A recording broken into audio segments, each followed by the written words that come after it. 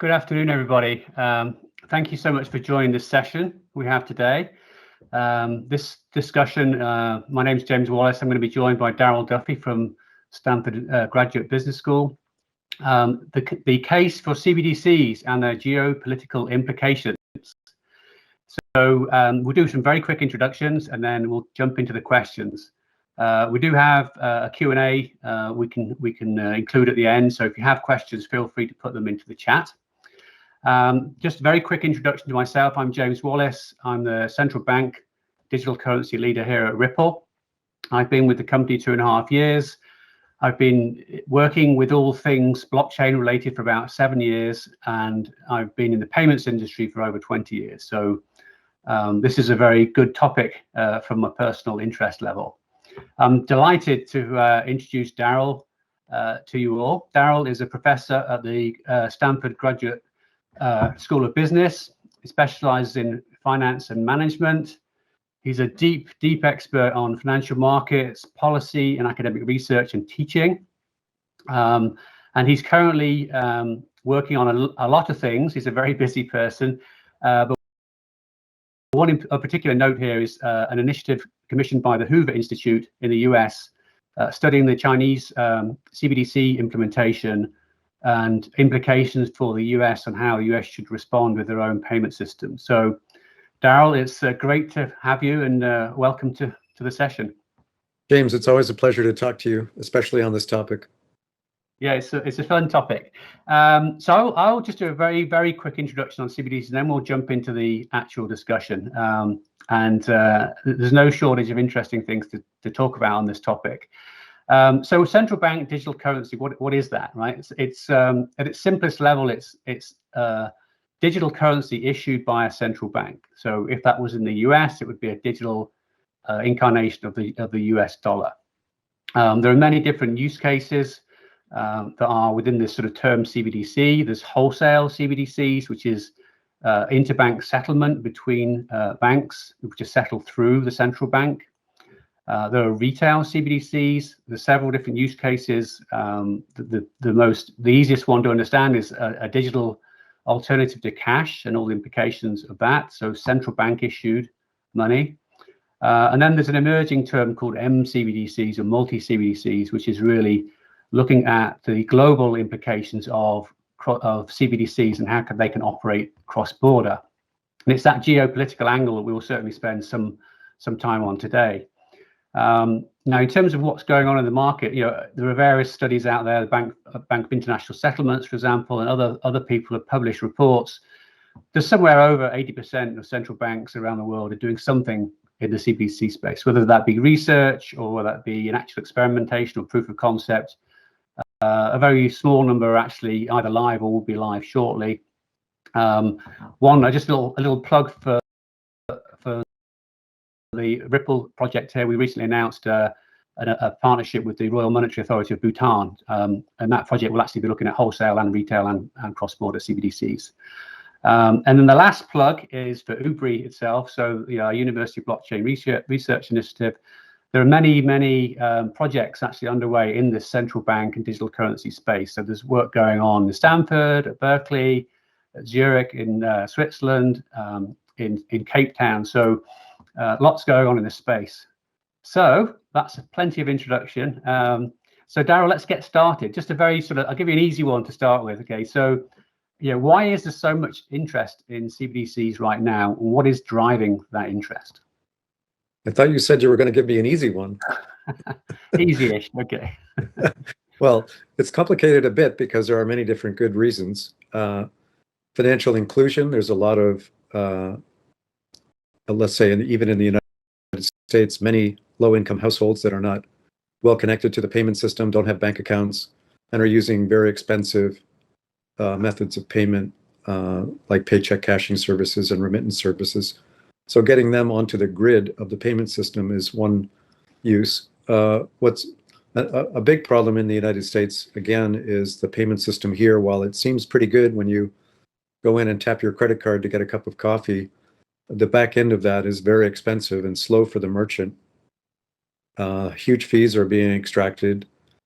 And even the business to business and payment system is weak, and cross-border, I mean, it's notoriously bad. Everybody that's tried to send a birthday gift to their aunt in Milano has probably noticed that it's really hard to get it there, and probably not that much, not a lot left by the time that you send a birthday gift. So there are so many use cases that could be improved with CBDCs if they're properly deployed. And there's a general concern that while the banks are perfectly capable of doing a much better job, they have the ability and technology, they don't really have the incentive to innovate as much as would be beneficial to the general economy. So CBDC is one way to spur and get an interoperable payment system where you don't have to think that much about what payment medium you want to use and whether the person that you're paying is using it. What are the risks? Well, the central banks and banks say they're quite worried about disrupting commercial banking because of it. CBDC, the better that it works, the less that people will rely on banks to do their payments, to store their deposits for making payments, and that will make banks less profitable. That's a problem, some say, for credit provision. Some say that people might leave their money in the banks until the last second when they're worried about it, and then whoosh, out it goes, and causing banks to have a run. And that's a concern for some, less so for me.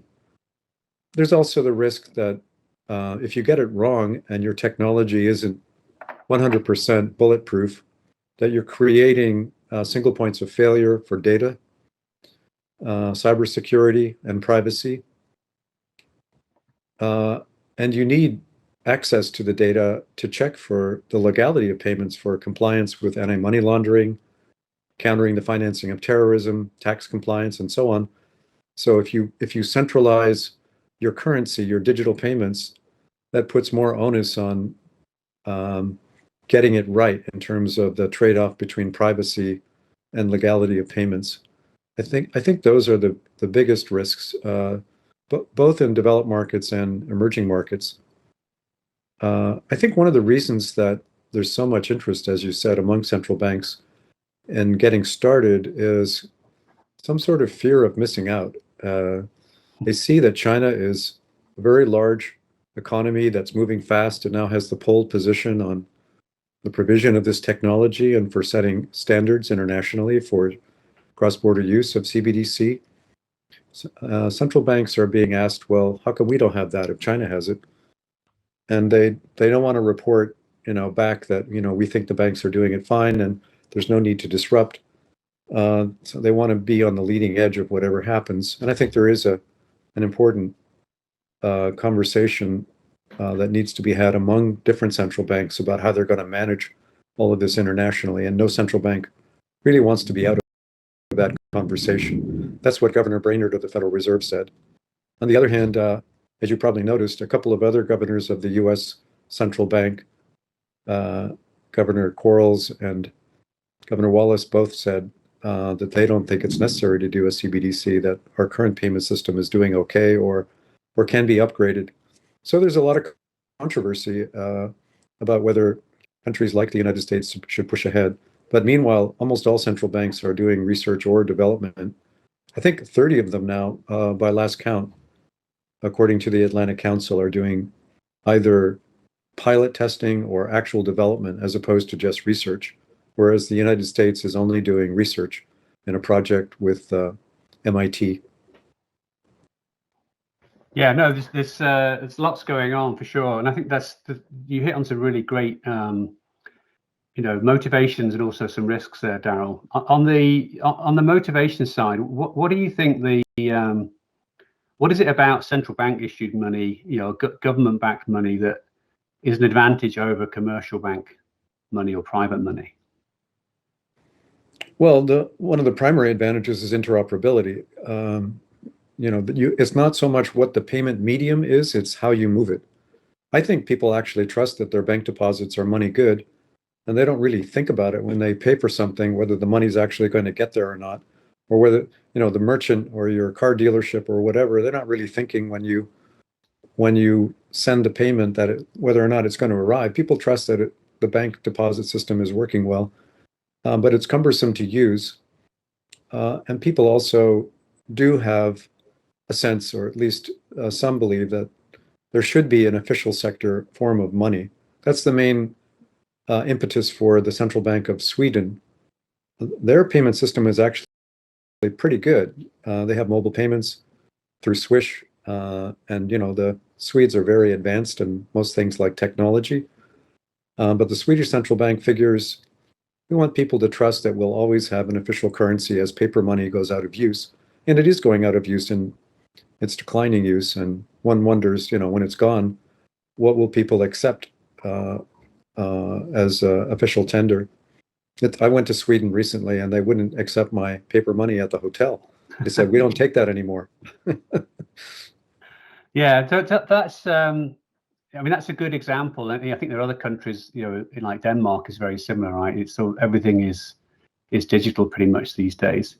But if you look at maybe less developed economies, they have their currencies are often not as strong as some of the more developed countries. So there must be probably some economic upside, but also some risk, right? But if you're thinking about a developing market where the current payment rails are not as robust as they are, say, in the US. So I'm not saying they're perfect in the US, just to be clear, right? There are certainly some issues on the back end and some high costs and fees. But if you take a market where the infrastructure is less advanced, what are the pluses and minuses maybe of a CBDC in those markets? Well, I think you already hinted at it in the premise for your question. There are risks in not having a CBDC, because if you don't have one, then there's going to be a natural vacuum for either a foreign CBDC or a foreign stablecoin, a form of cryptocurrency used for payments, to come into your economy and start to displace your local currency. And for countries that don't have a strong and heavily used payment system, that is a risk. And one way to mitigate that is to introduce your own CBDC. So, for example, in Southeast Asia, you're seeing countries like Cambodia and Laos, and I would predict soon Vietnam, moving on CBDC because they don't want to be invaded by a foreign cryptocurrency or a large country's stablecoins or CBDCs. And I would expect that to be a serious concern. You don't want your economy either dollarized or renminbiized. If you want to stay in control of your monetary policy, a CBDC is one way to do that. For countries like Vietnam, which has pretty low use of digital payments, it's also a way to leapfrog the bank rail payment system and just get going on the next generation of digital payments.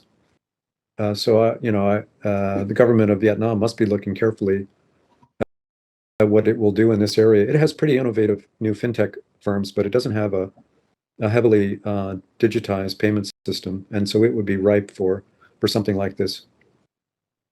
Yeah, I think that's right, Darryl. And I think each way you dissect this, there's interesting possibilities. I think in some of the developing economies where if you're a small business, and you are getting paid for either domestically or for exports, you don't get paid, on time, and you don't get paid the full amount, then you're often living sort of on a subsistence sort of basis, right? You've got enough money to to feed and pay your employees if you have them, and get some inventory, and then it's the cottage industry going round and round. So I wonder if you look at this more of a macro level, is that efficiency and immediacy and full payment, that's probably going to have some positive sort of more macroeconomic impacts at a national level. Absolutely. It is very expensive currently to be a merchant, and cross-border payments is a kind of poster child for how bad the payment system is right now. And that requires not just domestic improvements, but also the kind of work that your firm is doing to help with cross-border payments. Yeah, there's a lot going on. Let me kind of keep going here because we lost a couple of minutes there. So the title for the session was Geopolitical Implications. I know you've been doing some work leading study that I mentioned at the start. How do you view and this is obviously a global question, right? How do you view the sort of puts and takes, the advantages, the disadvantages, and this is a wide-ranging topic around dollarization and reserve currencies and so forth. But it's something that everyone is paying a lot of attention to. I mean, a year and a half ago, most of the CBDC discussion was sort of more domestic or little small wholesale experiments, but now it's become it's like a much bigger and more politically important topic. Yeah, that's right. The Biden administration said several months ago that they are very concerned about China's new central bank digital currency and about the risks that poses for U.S. foreign policy. And they were not that specific, but there's a number of possibilities that might have concerned them. One is maybe they will export their technology and get a foothold in emerging market economies for the renminbi and for their digital payment system. Maybe some are concerned that they'll be able to use their new digital currency to circumvent sanctions. Maybe they'll reduce the popularity of the dollar as an international payment currency, which it certainly is now. It's by far the strongest medium of exchange in the world by leaps and bounds, and that's a big benefit to the United States that the administration might be concerned about. So, I think the best policy for the U.S. right now is to just regroup and take a holistic viewpoint on what it wants to do with its own domestic payment system and what it wants to do internationally. And whether that's a CBDC or improving the bank rail system or using stable coins, the United States needs a strategy, and it's partly geopolitical. As I mentioned earlier, Governor Brainerd of the Fed said that it would be appropriate for the United States to take a seat at the table of discussions internationally on what to do with CBDCs and technology standards. And it's harder to do that if you don't have the technology yourself, even if you're not deploying the digital currency. So when I testified at the Senate Banking Committee this past summer, I recommended that they get started on the development in the United States of a digital currency, even if they're not eventually going to use it, because it takes years actually to get it right. All the cryptographic concerns, the privacy concerns, who's going to distribute it, what are the interoperability standards, all of that takes a long time to get right. And financial inclusion is not an immediate thing, not simply by having the digital currency that low-income households are suddenly going to be on the grid. You have to find a way to get them on.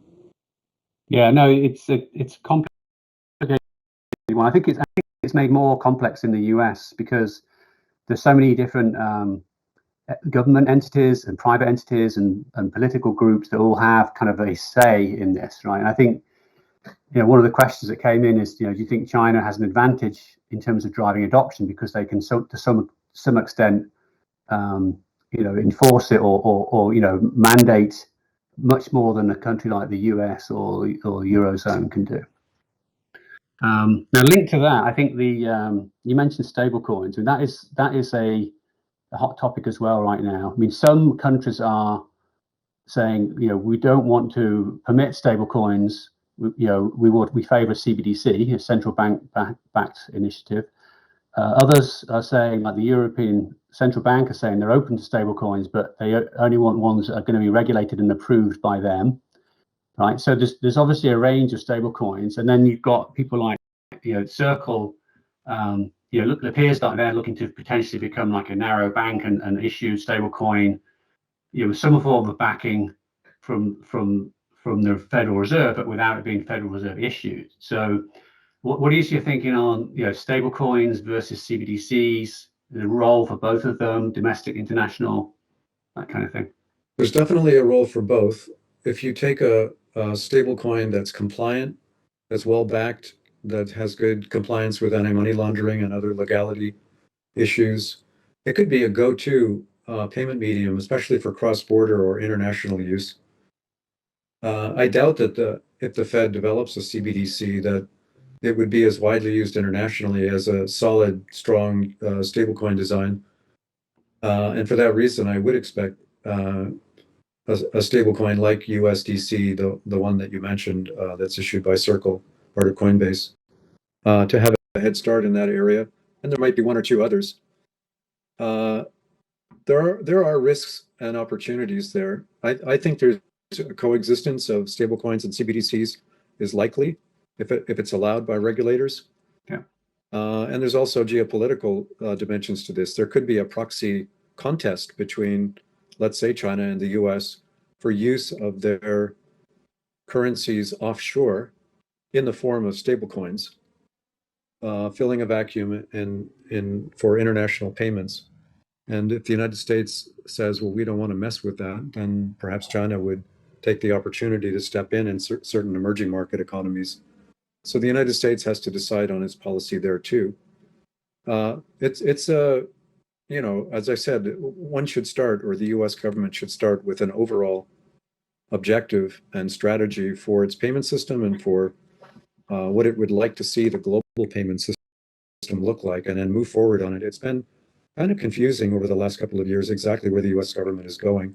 And even US regulators, the Treasury Secretary Yellen and Fed Chair Powell have said that the United States should already have a policy for cryptocurrencies, and they're developing them. But meanwhile, private sector firms are waiting for a clearer pathway to innovate. And I think US has demonstrated in the past that it has really strong fintech capabilities that should be allowed to go forward. I think that's one of the strengths of the US economy. And most of the projects, including yours in Bhutan that you mentioned, but internationally, most of the projects are actually from fintech firms located in the United States that are working internationally. They probably have more market offshore than onshore at this point.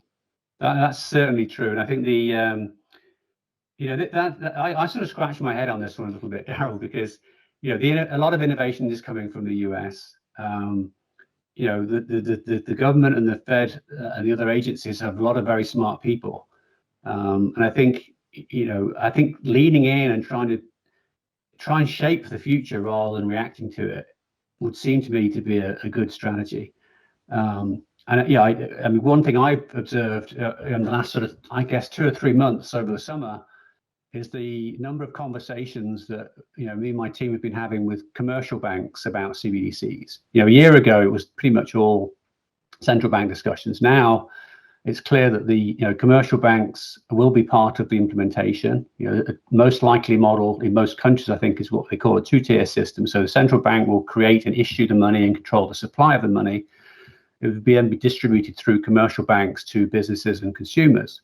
And the commercial banks are geared up to do that, right? They do the KYC and the onboarding, and whether it's managing accounts or custodying tokens, right? That's the sort of thing they do. So as we think about the academic world, right? This is an UBRI conference after all. I kind of see that you've got the private sector, the public sector, and then the academic sector. You could argue that's private. Anyway, those three groups, I think, should be collaborating together on both policy and technology. I'm sure you will agree with that, given your role. But do you think there's anything special, or in particular that the academic world should be focusing on to try and help move these agendas forward? Well, technology, and that's not my area. I'm a financial economist, but technology is crucial. And having, as I mentioned earlier, a technology that really does a good job at trading off privacy against checking for legality of payments, that a lot more progress can be made in that area. And there are leading computer scientists in the United States that are working on those problems. I'll mention my colleague here at Stanford, Professor Dan Boneh, also Professor David Maziris at the University of Toronto, Andreas Veneris. At MIT, I mentioned MIT's research project on CBDC, Dr. Neha Narula. These are the leaders in the development of CBDC technology. And that's, I think, where you'll find the academic contributions are coming from the research side, as opposed to the development, pilot testing, and deployment. That's going to be private sector firms. I'm yet uncertain about exactly what how the engagement between the public sector and the private sector will look. Will it be a national laboratory, or will it be just contracts let out to the private sector for software technology? For larger countries like the United States, it's a big decision how to engage with the private sector. You can't do it all on your own. as a central bank, and you can't also just devolve it to the banks, because in that case, I would predict that we won't get the competitiveness and interoperability that would make this worthwhile doing. Yeah, I think there are definitely some different frameworks. A number of people are doing sandboxes, so that you can, either a regulatory sandbox or a technology sandbox as a way to bring collaboration together. I think there's a lot of great ideas out there, right? You certainly need to provide a forum for those ideas to be aired. And then I think it's really a question of starting, right? Doing something real, right? Because you can be theoretical and design things on a whiteboard, for forever. So I think we'll see, I'm confident next year we'll see many more, what I would call a pilot, which would be a limited live moving real money around on a retail CBDC. And that will definitely involve the commercial banks. In fact, one of the questions that came in from Lucas Gurman was, how do you see the future of the financial system with the emergence of CBDCs, specifically the role of retail banks? Will that change, and are they ready? It's a great question. I don't think banks are ready for what's going to happen to their franchises and payments and deposits. Some are getting ready, and they're warming up to the idea of contributing on CBDC, but I think a lot of banks are going to get left behind because they're hoping that they can keep some of those profitable franchises that they have now and not give up those generous revenues, or they won't have to invest in the technology. But for other banks, it's an opportunity, and I do expect movement, but I'm very aware that in the United States, it's far from a foregone conclusion that there will be a CBDC, even in our lifetime. The Fed has been very uncertain about whether it wants to do this. It's releasing a white paper in the coming weeks. Yeah. But even that will not tip its hand as to whether it wants to do it. There's a lot of ambivalence, or at least there's no alignment in the United States government or the Fed yet on a CBDC. And it takes years, even once you begin in earnest to develop money, to develop digital money. It will take quite a few years before it's actually ready to use. So I would argue, as I mentioned earlier, just get started on the development, get the technology ready, because it's there's quite a lot to do. Yeah, no, definitely. And I think there's more impetus, actually, I think, for some of the commercial banks than an individual government. For example, if you take the major bank like Bank of America or Citi or JP Morgan, they'd have a massive global business, and they're going to be interacting with CBDCs in pretty much every country or market that they operate in. So they actually have in some ways, a bigger challenge. So I would certainly encourage commercial banks to get started and start thinking about that global strategy. I think there could be a first mover advantage somewhere along the line there. So anyway, Daryl, we're out of time, unfortunately. Always when I talk to you, it feels like we're just getting started. So let me thank you very much indeed for your time. It's always a great pleasure to talk with you. Thank you for the folks that put the questions into the chat. And now we're going to move over to another CBDC session. Co-Pierre Jorg from the University of Cape Town. So Co-Pierre, great to see you again, and over to you. Thank you.